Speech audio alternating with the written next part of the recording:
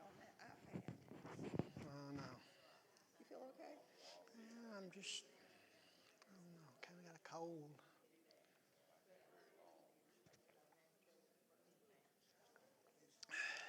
Just keep it there.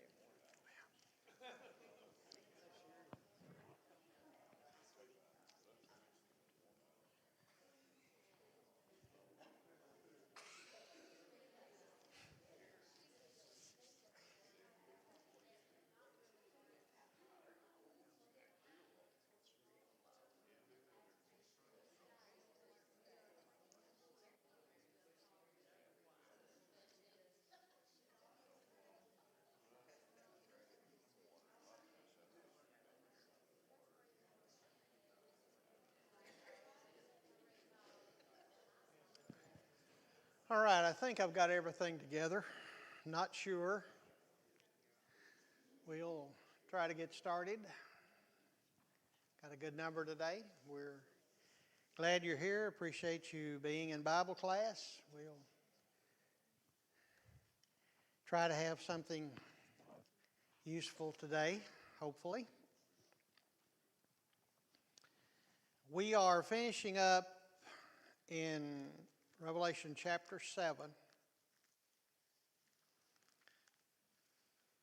Again, I'm not sure how much time we'll have left. I'm kind of just letting Mark determine when he gets finished with his class. So we're going to look at chapter 7 again a little bit today. There's a couple of things I'd like to say about this section. Now, last week we talked about verses 13 through 17, and I'd like to read those again. And one of the elders answered, saying unto me, What are these which are arrayed in white robes, and whence came they? And I said unto him, Sir, thou knowest. As he said unto me, These are they which came out of great tribulation, have washed their robes, made them white in the blood of the Lamb. Therefore are they before the throne of God, and serve him day and night in his temple. And he that sitteth on the throne shall dwell among them. They shall hunger no more, neither thirst any more. Neither shall the sun light on them, nor any heat. For the Lamb which is in the midst of the throne shall feed them, and shall lead them unto living fountains of waters, and God shall wipe away all tears. Now, we talked last week, I put the slide up here, and the point I'm trying to make here, and this is the best place in the book of Revelation to do this, is how that Revelation follows patterns, Old Testament patterns. If you go to a passage in Revelation and you start trying to understand what it means, what you do is try to plug it in to the pattern. Now, they don't all work as smooth as this one because they're not as complete. There will be sections. Now, there will also be other places that you have to go in a different direction. But I want you to understand some things about this pattern from this particular place. We talked last week, and what is great tribulation when it's talked about in the Bible? What's great tribulation? Bondage in what? Bondage in sin. Now, does the world look at it that way? No. Most people who interpret Revelation, whether they be in the church or out of the church, will talk about the tribulations of this physical life. Well, you can look at it now and you can see that you don't leave the tribulations of this physical life by washing your robes in the blood of the Lamb, do you? You wash away sin. You wash your robes in the blood of the Lamb. You're baptized. You're coming out of great tribulation. That makes great tribulation then spiritual tribulation, not physical. And then we are before the throne of God, and serve Him day and night in His temple. So where is the church today? It's in the wilderness, and that compares to what in the Old Testament? The Israelites were in the wilderness, physical wilderness. But today the church is not in a physical wilderness, it's in a spiritual wilderness. The church, those people who have had their sins washed away by the blood of the Lamb, are surrounded by what? Those people who are living in sin. Those people who are in the world who do not have their sins forgiven. Now, these verses say, therefore you are before the throne of God. And we talked about that earlier in chapter 4. Do we really believe we're before the throne of God in the church? We are.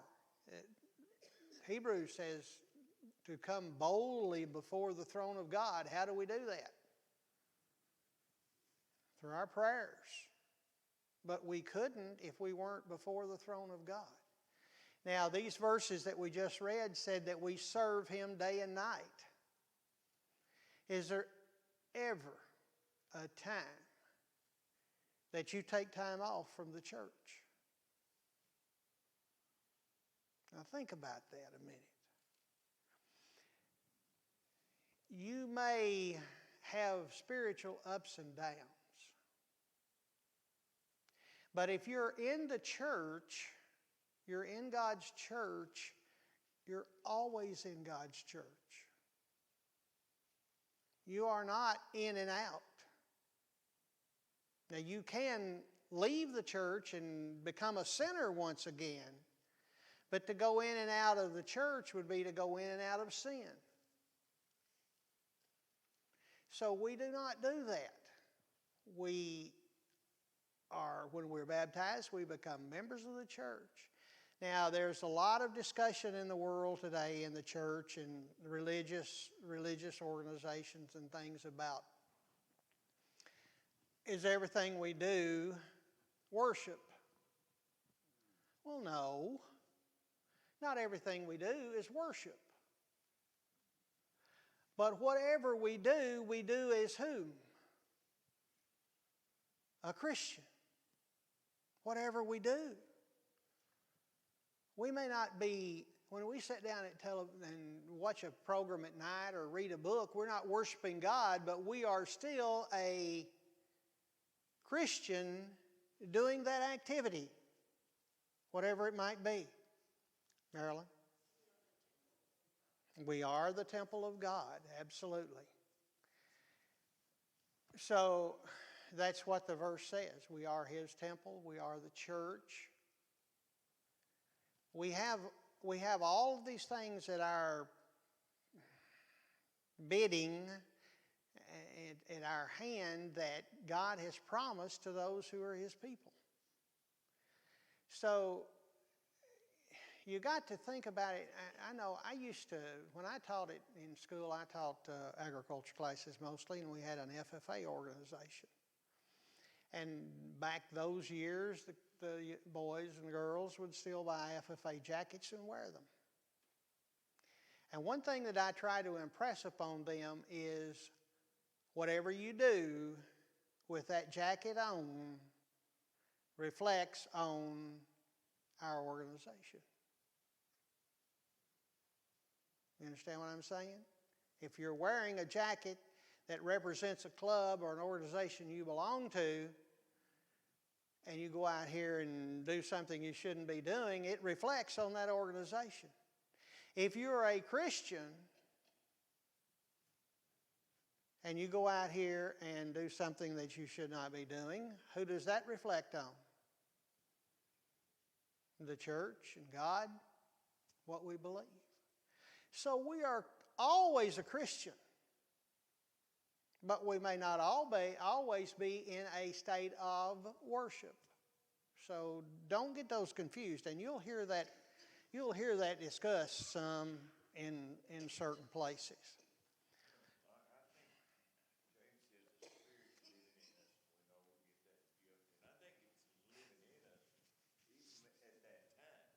Oh, yeah.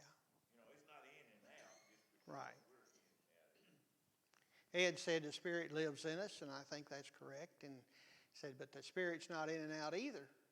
But if the Spirit of God is in you, hopefully we will understand who we are and live a life of a Christian. Now, there are hard times. There are hard times. There are down times. There are times that it's very difficult. But we need to learn to rely on God in those times. Okay. Yes. Sure.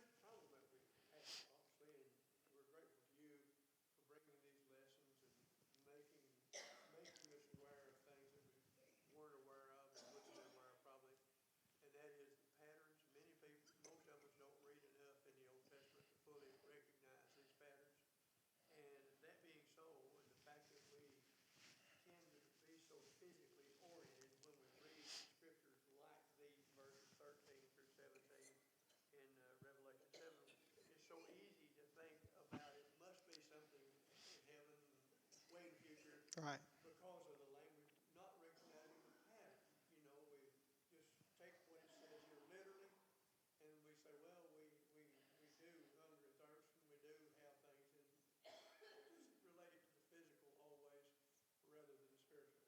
Right.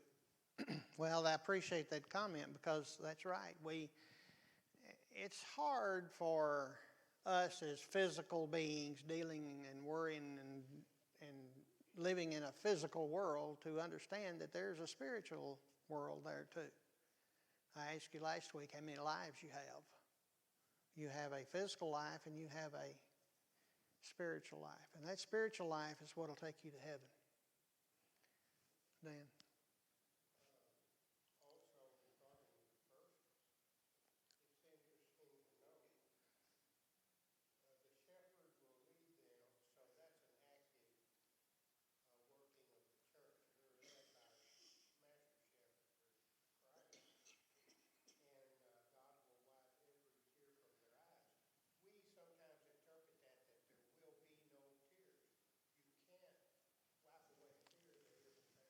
Right.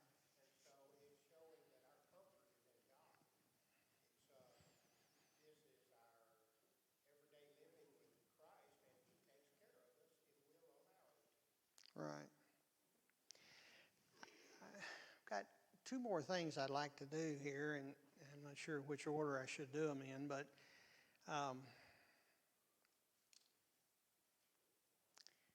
while we're on this pattern, and while you're familiar with it up there, people,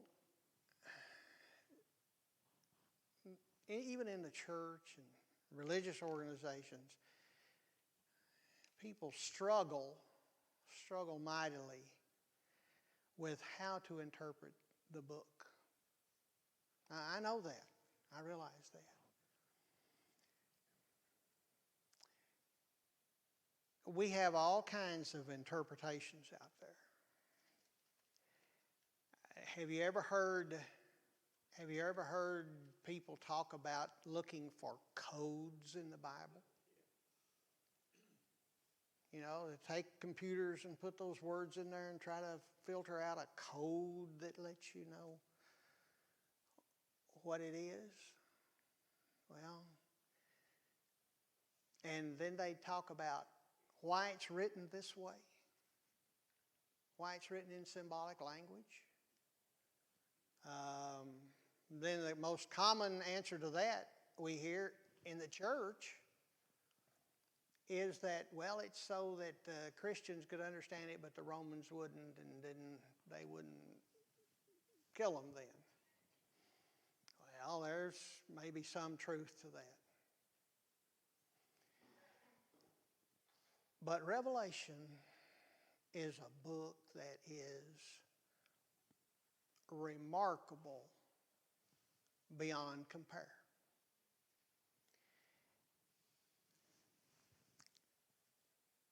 It is written in a way, and listen closely to what I'm about to say and then I'll explain it. It is written in a way where only Christians can understand it. When I go to bookstores or lectureships and people are selling books, I can take it and I can open the back page and say, or the front cover, and it says, written by so-and-so. If that person is not a member of the church, I just close it up and lay it back down. Because there's no way that a person who is not a member of the church can understand the book of Revelation. You can't. And why you can't is right in front of you. How many people in the world today believe and teach that we're in the bondage of sin and that we are baptized to leave that sin and we come into the church until Jesus comes again and we're crossed over to our promised land of heaven? How many religious organizations teach that?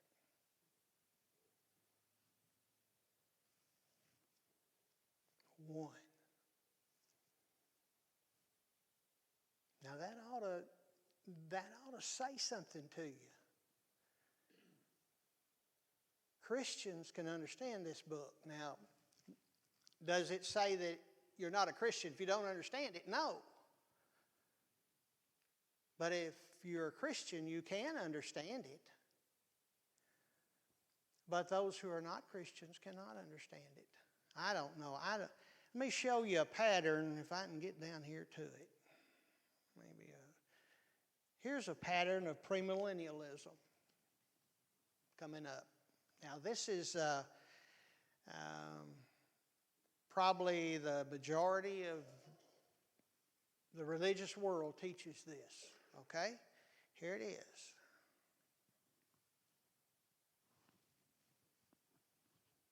Now anybody want to give me a discussion on that for a little while? They say that there was the personal ministry of Jesus, but the kingdom was postponed. And then instead of the kingdom, where Jesus was ruling on this earth, they brought in the church. And then after the church age, there will be a rapture. Those who are following Christ will be taken to heaven or taken to paradise. And then there will be a great tribulation on this earth for 7 years, and there will be a new temple built in Jerusalem. And then what they call the revelation, God will reveal himself, bring all those people who have raptured will become back to earth, and all those who have made it through the tribulation will reign on earth for 1,000 years, and then you'll go into judgment. Now, how much pattern do you find in the Bible about that?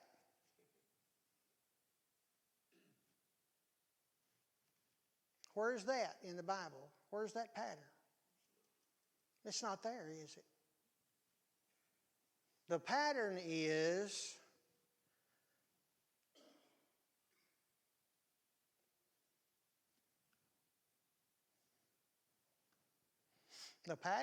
we're in sin. We leave sin by being baptized in the blood of Christ, come into the church, and then cross over to our promised land of heaven, just like the Israelites did. Excuse me a minute.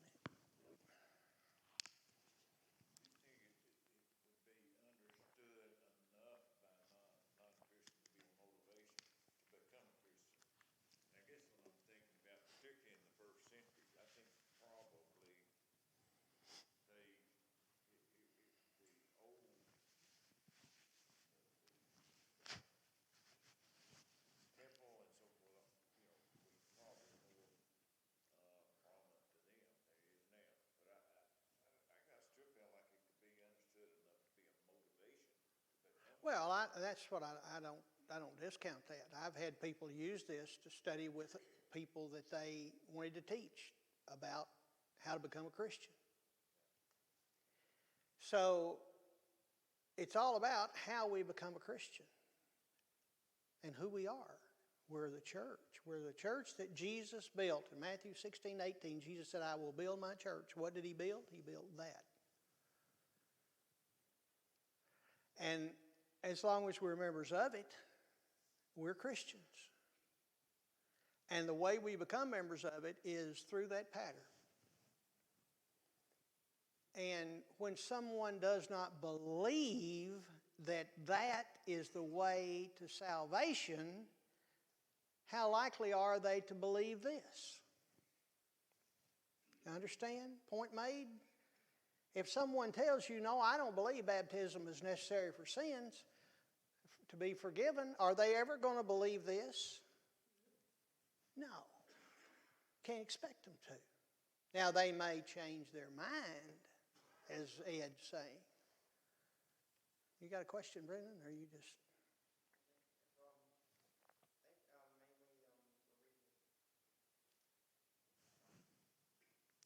Okay, turn your Bibles to, while he's thinking, turn your Bibles to, every time I read this chapter, or I'm not sure every time, but occasionally when I read this chapter, it reminds me of the 23rd Psalms.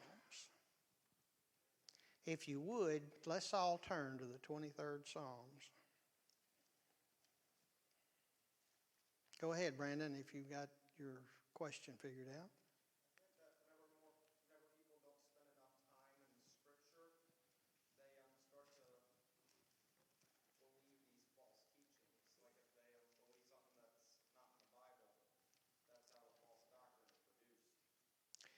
In most cases, it's taking someone's word. They hear the preacher say something, and they say, "Well, that must be right." And then the point is they do not take enough time to determine whether what that preacher said is right or wrong. Point? Anything else? Okay. I want us just to, for just a few minutes here, I want us to just look at the 23rd Psalms. And think of it and how it relates to the church. The Lord is my shepherd. How many of you have memorized the 23rd Psalms? How many have memorized the 23rd Psalms? See, back in our days, we memorized stuff like that. I'm not sure that how much of that's done anymore, but maybe it should be. But I'm not going to demonstrate to you that I learned it one time because I'll make a mistake. The Lord is my shepherd, I shall not want. Who is our shepherd today? Christ. Christ is our shepherd. We are the sheep. We are in the fold. We are in the shepherd's fold, aren't we? The church. He maketh me to lie down in green pastures. Now, what did he say back over here in, I need to get where I can get this back and forth right quick. Talked about the heat of the sun, and that means he keeps us from the harshness of life if we'll let him. Right. Okay. But in what we read in verse 17 in this reading of what we're dealing with here, it says, they shall hunger no more. If he leads us to green pastures, what is he doing? He's feeding us. The Beatitudes, he that hungers and thirsts after righteousness shall be filled. What are we filled with? Righteousness. What are the green pastures? What feeds us in the church? The Word of God. So he says then, he leadeth me beside still waters. What waters are in the church? Water of life. He leads me beside still waters. He gives us life. That's what water does, isn't it? Spiritual life. He gives us spiritual life. Verse 3 in Psalms, He restoreth my soul. When we come into the church, what's happened? We restored our soul, haven't we? He leads me in paths of righteousness for His name's sake. What is that street or path that's drawn in the church? What was the name of it? Do you remember in Isaiah 35? It said it shall be called what? The way of holiness. Holiness. Holiness, what does that mean? Righteousness. So what paths are we being led in today in the church? Paths of righteousness for His name's sake, for Jesus. Yea, though I walk through the valley of the shadow of death, I will fear no evil. Now, does that mean we don't fear evil for our physical bodies? No. We fear no evil for our spiritual lives because we're in the hand of God.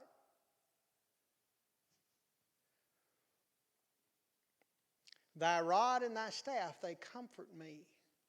Now, in Revelation, the gospel is called a rod of iron. Thy rod and thy staff. Now, the shepherd protected the sheep with his rod and his staff.